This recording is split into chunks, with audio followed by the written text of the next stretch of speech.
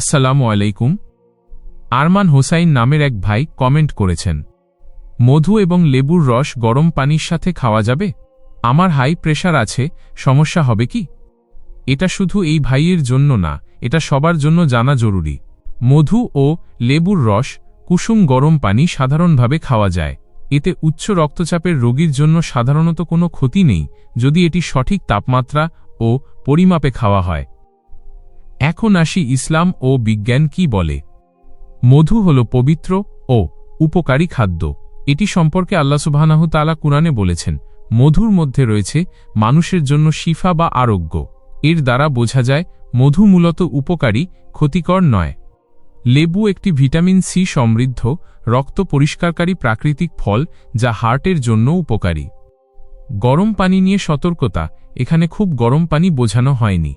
বোঝানো হয়েছে কুসুম গরম বা হালকা গরম পানি, যেটা মুখে দিয়ে খাওয়া যায়, জ্বালা করে না, সহজে পান করা যায়। যদি পানি অতিরিক্ত গরম হয় তাহলে যে কোনো মানুষেরই সমস্যা হতে পারে, প্রেশার থাকুক বা না থাকুক। বিজ্ঞানের দৃষ্টিতে মধু ও লেবু কুসুম গরম পানিতে মিশিয়ে খেলে রক্তনালীতে চাপ বাড়ানোর সম্ভাবনা থাকে না। হার্ট বা প্রেশারে তেমন কোনো খারাপ প্রভাব ফেলে না, বরং এটি অনেক ক্ষেত্রে রিফ্রেশিং ও হালকা উপকারী ড্রিঙ্ক হিসেবে কাজ করে। তাই হাই প্রেশার থাকলেও 1 চা চামচ মধু, অল্প লেবুর রস, কুসুম গরম পানি এভাবে খেলে সমস্যা হওয়ার কথা না। তবে অতিরিক্ত গরম পানি বা অতিরিক্ত মধু খাওয়া ঠিক না।